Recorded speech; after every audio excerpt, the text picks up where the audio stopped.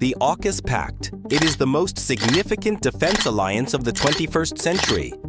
A multi-trillion-dollar, multi-decade plan to equip Australia with nuclear-powered hunter-killer submarines.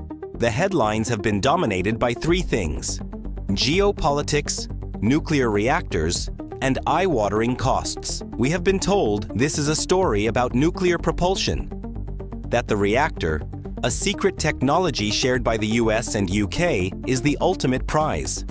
We have been told wrong. The real secret, the technology that will give these submarines a terrifying and decisive edge, is not the reactor. It's the battery.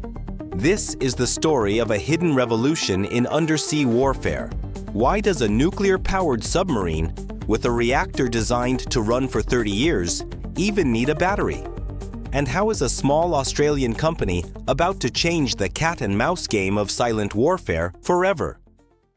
A nuclear-powered submarine, or SSN, operates on a simple premise: unlimited power. Its onboard reactor generates massive amounts of electricity and steam, allowing it to stay submerged for months at a time, limited only by the food supply for its crew. But this unlimited power comes at a terrible cost.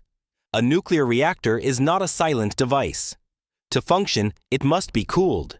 This requires a complex system of pumps, constantly circulating coolant. These pumps, no matter how well engineered, create a noise. It is a low, steady, mechanical heartbeat.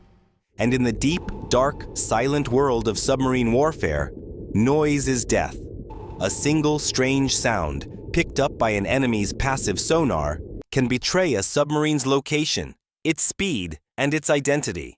A submarine's reactor, its greatest strategic asset, is also its greatest tactical weakness. This is the nuclear paradox. To truly hunt, to become a ghost, a submarine must do the one thing that seems impossible. It must turn its reactor off. When a submarine goes into ultra-quiet mode, the reactor is shut down and the pumps go silent. The ship becomes a hole in the water, a void in the ocean, gliding forward on electric motors alone. The power for these motors, and for the life support, sonar, and weapon systems, must come from somewhere. It comes from batteries. Massive, heavy, room-sized batteries. For more than a century, these batteries have been made from one thing: lead acid, the same basic technology that starts your car. This technology is reliable, it is stable, and it is ancient. It is also incredibly inefficient. A lead-acid battery array is heavy, it takes up enormous space, and it has a very limited capacity. This is the submarine's critical vulnerability. A commander knows that once he goes on batteries, a clock starts ticking. He may only have 24 to 48 hours of ultra-quiet time before his batteries are drained, and he is forced to power up the reactor, revealing his presence to the world. Anti-submarine warfare is built around this weakness. The enemy's strategy is to wait. They know the hunter must eventually make noise. But what if he didn't? What if the clock didn't run out in 48 hours? What if it ran for 96? What if you could double the silent time? For decades, engineers have searched for a replacement. Lithium-ion, the battery in your phone, was an obvious choice. It's powerful and light. It is also notoriously flammable. A lithium-ion fire in a sealed steel tube, hundreds of meters beneath the surface, is a non-survivable, catastrophic event. The risk was too high. The problem seemed unsolvable until now. An Australian company, PMB Defence Engineering, has pioneered a solution that sits in the perfect sweet spot. It is not lead acid. It is not lithium-ion. It is nickel-zinc. The new nickel-zinc, or nickel-zinc battery, is a genuine revolution.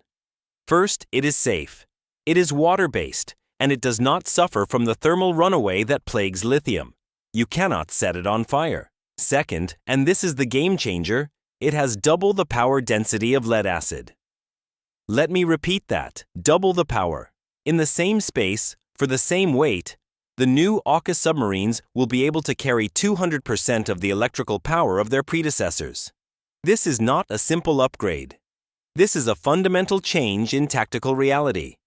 A 2-day silent hunt becomes a 4-day hunt. A 4-day patrol becomes an 8-day patrol. An AUKUS submarine can now sit in a high-risk enemy channel, completely silent, for twice as long, waiting for its target. It gives the commander an advantage in time and stealth that no other navy has ever had. This technology is not a theory. It is happening.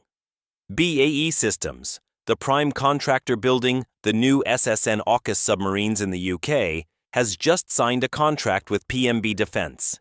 This contract is to provide the critical data needed to integrate this Australian-made battery technology directly into the design of the new submarines for both the UK and Australian navies.